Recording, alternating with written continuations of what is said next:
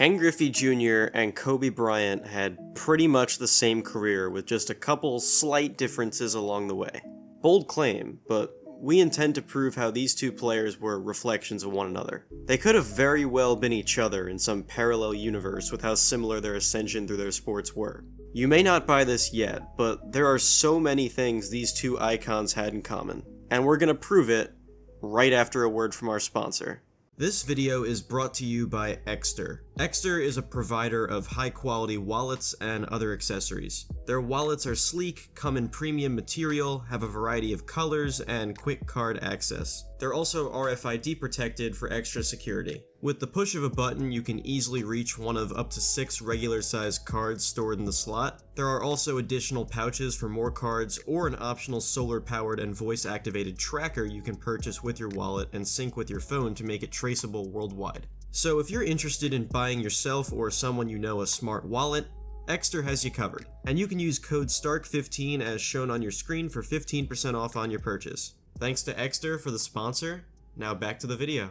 Kobe Bryant's dad was an NBA player named Joe Bryant. Nicknamed Jelly Bean, he spent some time with the Sixers, Clippers, and Rockets. Hey, what was Kobe Bryant's middle name again? Ah, that kinda makes sense now.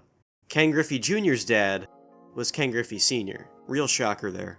Ken Griffey was a fantastic baseball player. In 1976, he finished 8th in the MVP voting in the National League. His career lasted for 19 years and was good enough to warrant a handful of Hall of Fame votes after he retired. Senior actually played with Junior for a little while in the major leagues, and Junior would not stop messing with his dad. It should be Junior. I was here first. You should get Senior. I've been around a lot longer. You should get Junior. But you came on my team. And it's Ken Griffey Jr. taking the play away from his father. The point is, both of these guys saw what it took to be a pro from a young age. Junior tore high school athletics apart. He was good enough on the football field to get offers from Oklahoma and Michigan, and he was good enough at baseball to get drafted #1 overall in 1987 by the Seattle Mariners at just 17 years old. Kobe spent much of his childhood in Italy, where his father played professional basketball for a while and learned to speak Italian. He also played some soccer in Italy, so a multi-sport childhood is a bonus thing these two shared. But when Kobe moved back to the US for good, he became an absolute superstar in high school.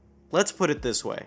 Before 1995, a high school player hadn't been drafted in the NBA in almost 20 years. Kevin Garnett broke that trend that year, going #5 overall. Kobe was next in line, going #13 in 1996. He was just the second high school player to get picked into the NBA from the Gerald Ford to Bill Clinton presidencies. Naturally, both of these two were hit with massive expectations before either of them were old enough to vote or join the army. Kobe had to back up being drafted in the first place, as he was the very first guard to be picked straight out of high school. At the time of his pro debut, he was the youngest NBA player ever. Junior was sent just about the furthest you could be from home. His first pro stop was in Bellingham, Washington, and he quickly became the most hyped prospect in all of baseball. This was an unbelievably overwhelming time in Junior's life, and he even attempted suicide during this incredibly stressful period.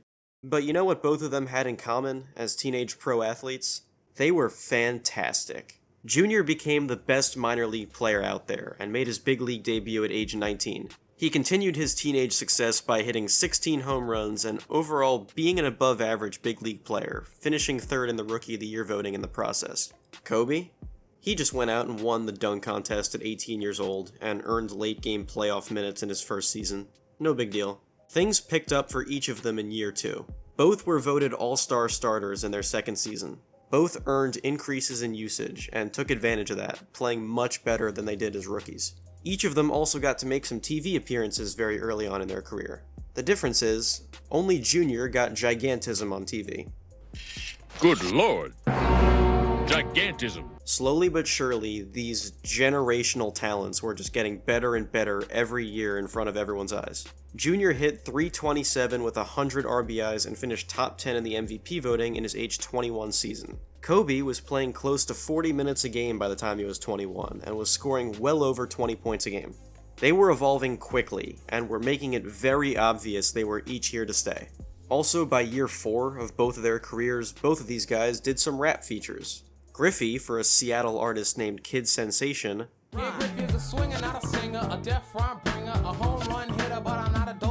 Kobe for Destiny's Child, Out of your mind, out of control, questioning me like I'm a criminal or something. Stole your heart or something, like I'm up to something. Kobe actually has plenty of music out there if that's a rabbit hole you feel like going down after this video. Coincidentally, for both guys, at just about the same age, year 5 of their careers are where all doubt was removed that these two were legit superstars.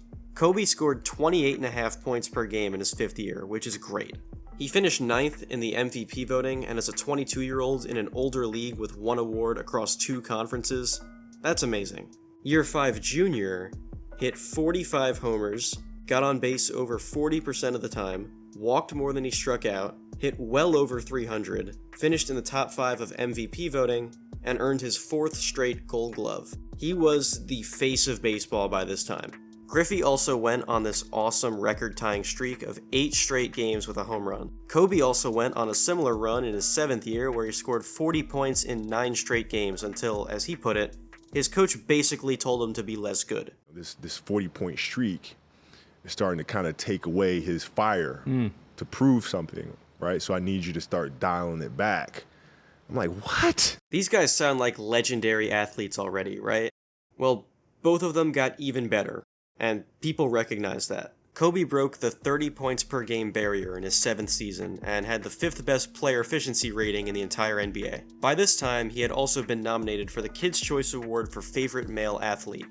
He lost to Michael Jordan. Junior, at the same stage of his career, was challenging to break the home runs in a season record. On August 12, 1994, Ken Griffey Jr. led the American League with 40 homers and was in a real spot to challenge for the all-time record of 61. On the same day, a players' strike started that eventually ended the season. That didn't take away from Junior being a generational player, though. He finished 2nd in the MVP voting that year to Frank Thomas, which is kind of okay because Frank Thomas was basically impossible to get out at that time. By this time, he also had been nominated for the Kids' Choice Award for Favorite Male Athlete. He lost to Michael Jordan. So each of these two seem to be at the absolute top of their game right here. Hey, guess what? They both got even better. Ken Griffey Jr. in 1997 hit 56 home runs, just 5 shy of the all-time record. It was long overdue, but Jr. finally got his first MVP award in his age 27 season. The next year, he hit 56 home runs again. Only 2 Goliaths in the NL Central made that not matter anymore. He was so good in 1997 and 98 that his 48 home runs and 134 RBI in 99 seemed meh. In Kobe's age 27 season, he averaged 35.4 points per game. That was the same year he became just the 2nd player in NBA history to drop 80 points in a game, with 81 on January 22, 2006. There's a reason this sound effect is a thing, you know. Kobe! At the time, that 35.4 points per game season was the 8th highest mark in a season ever, and the 3rd highest by anyone not named Wilt Chamberlain. James Harden leapfrogged Kobe on that list 13 years later, though. As we established on this channel before, Wilt Chamberlain was so unfair that we thought it was necessary to make that distinction here. Kinda random fun fact, but both of these guys also played for their sport's US national team starting at a point at least 10 years into their career, and they both played well on that stage. So with that said, up until this point, the entire focus of each of these two guys has been their individual career journey. But yet another thing these two had in common were great teammates. It's no secret that Shaquille O'Neal at his best was, without a doubt, one of the best players ever, and Kobe was able to play with Shaq during the best years of his career. Junior, oh, did he have some teammates, alright. In Seattle, Junior was joined by possibly the best designated hitter ever, possibly the best shortstop ever, and possibly the best left-handed pitcher ever. The difference is, Kobe's Lakers had 3 championships to this point. Junior's Mariners never even made the World Series. How could a team that was so unfairly loaded with talent not even sniff the World Series? That's the kind of game baseball is. The best teams on paper don't always have as easy a time of winning as they would in just about any other team sport. The best teams do not always win when they're supposed to in baseball. Both players reached a crossroads as the team around them started to face some turmoil. With Randy Johnson being traded and the team fading a little, Junior asked the Mariners to trade him, specifically to the Cincinnati Reds. He wanted to go home, and his request was granted after the 1999 season ended. Kobe seriously looked into leaving LA too. At one point, he was so serious about wanting to go play in Chicago that he and his wife were genuinely looking at houses over there. We're actually looking for homes in Chicago, researching schools, places to live. So that was true, you were going to go to the Bulls? Yeah. He was at a point in his career where he felt the need to prove he could win without Shaq, and every stage of his career he proved he had to do something. One of them was going to have to be traded at some point.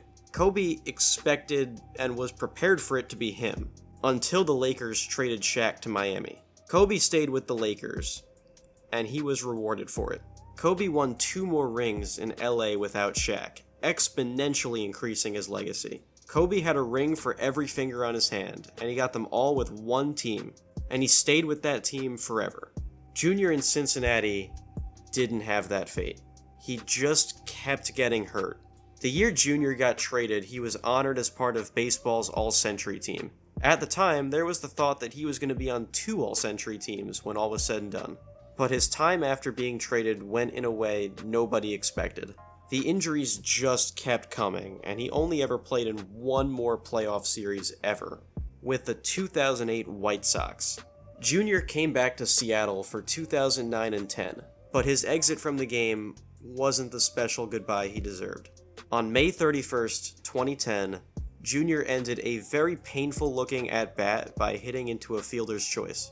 This right here was the very last swing he took as a big leaguer. 3 days later, his retirement became official. His career ended really unexpectedly from the fans' perspective, and from Junior's, he just left Seattle in the middle of the night and drove all the way across the country to start a new life with his family in Orlando, Florida.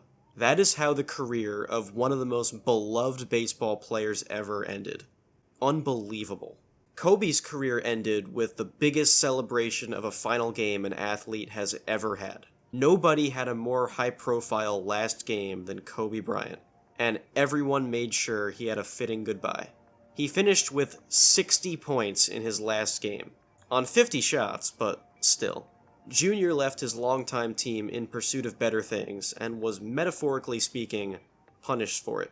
Kobe stayed, and was rewarded with becoming an icon that transcended sports and was given the most memorable farewell game in history. The crazy thing is, both of these two could have been each other. They were both faced with the same opportunity to leave town. Their rises were, as we showed, incredibly similar down to the details. They then made opposite decisions and had completely opposite fates. They are 2 sides of the same coin. One was able to spend his whole career with one team and winning at 2 very different points of his career. The other never got to that championship, and never even played in a championship.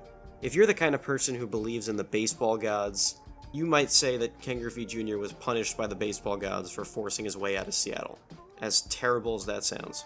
It's very realistic that Kobe's fate could have been Junior's in some alternate dimension, and Junior's fate could have been Kobe's. Both careers ended with Hall of Fame inductions, which for both of them could have been predicted 15 years before they retired. Junior once held the record for highest percentage of votes to get into the Baseball Hall of Fame. And when he got in, guess who made sure to congratulate him? You're gonna love this, just watch. Ken, I just gotta say congratulations, man, on being inducted into the Baseball Hall of Fame. It's no greater honor. And from 124 to another. Kobe will be honored in the next Basketball Hall of Fame class, but as you may know, won't get the opportunity to have that moment for himself. Less than 3 months before that foregone conclusion of an announcement came, Kobe, his 13-year-old daughter Gianna, and 7 other people were killed in a helicopter crash. He was 41 years old. In closing, these two were absolutely beloved inside and out of their sports. They were both funny, smart, and talented men who were symbols of entire generations.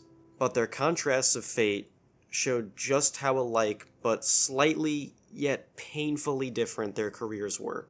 Rest in peace, Kobe. Thank you all for watching.